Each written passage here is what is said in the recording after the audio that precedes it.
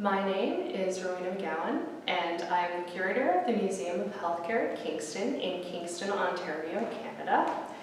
You may recognize the machine behind me. This is called an iron lung. It is a machine that breathes for people who can't breathe for themselves. It does this by changing the air pressure inside this chamber, forcing air in and out of the lungs. My Nobel nominee is Dr. Leone Farrell, whose research was part of the reason that we don't need these anymore. So to talk about her work, first I have to talk about polio.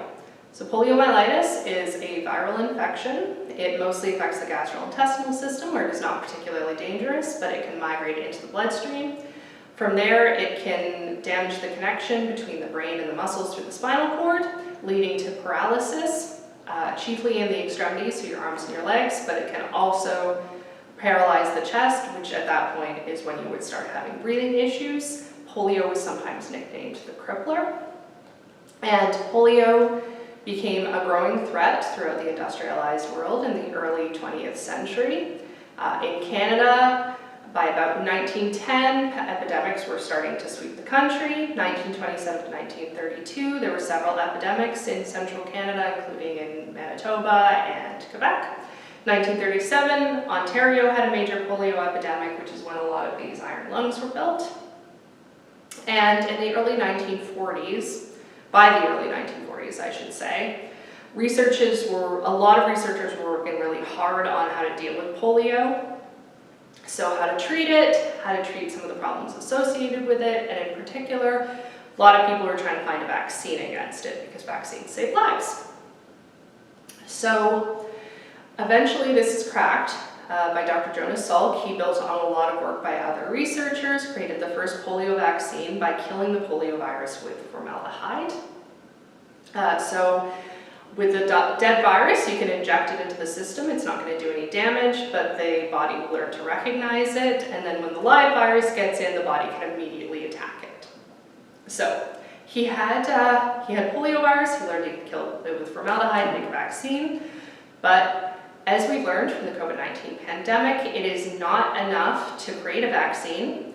You also need to be able to immunize the entire population. That's where he ran into a problem, because he could only grow polio virus in a test tube, and he needed enough to immunize millions of people.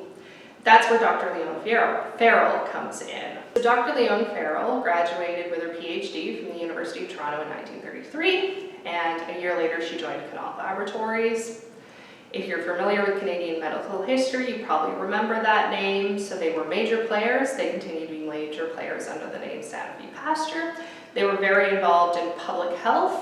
Before Dr. Farrell joined, for example, they were involved in insulin production in the 1920s.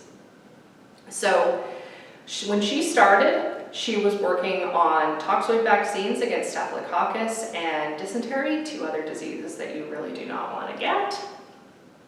And it was at this time that she developed what would be later called the Toronto method. So this was a method of stimulating the growth of cells cultures. And what she would do is she would use a liquid nutrient medium. She would put the cells in a bottle, and they would be rocked gently back and forth in a machine for several days, and this would stimulate cell growth. And one of the things this could be used for was the creation of vaccines.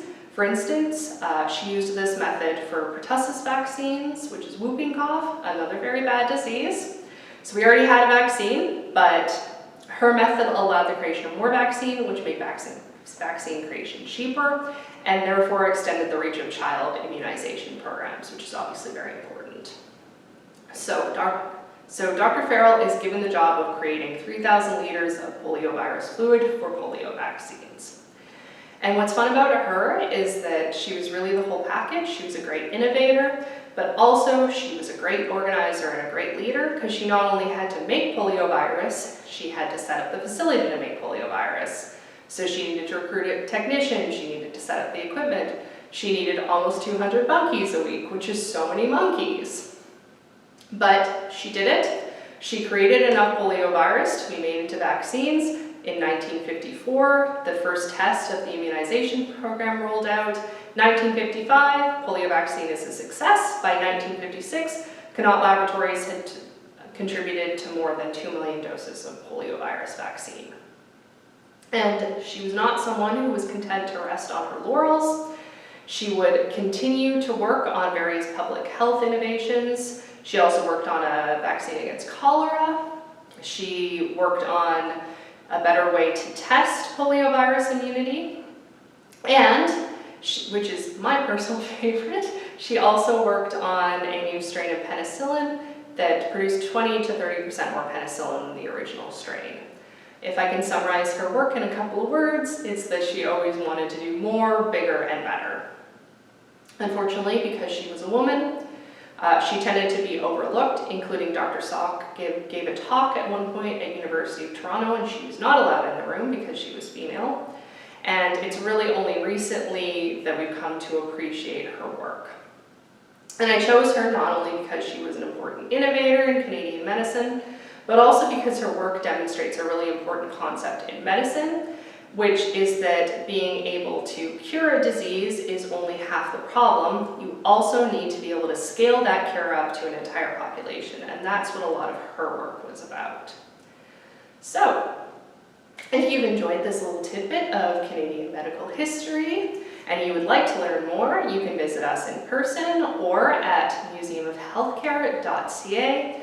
We have online exhibits, online articles, and a searchable catalog. Once again, my name is Rowena McGowan, Curator of the Museum of Healthcare at Kingston, and my Nobel nominee is Dr. Leone Farrell.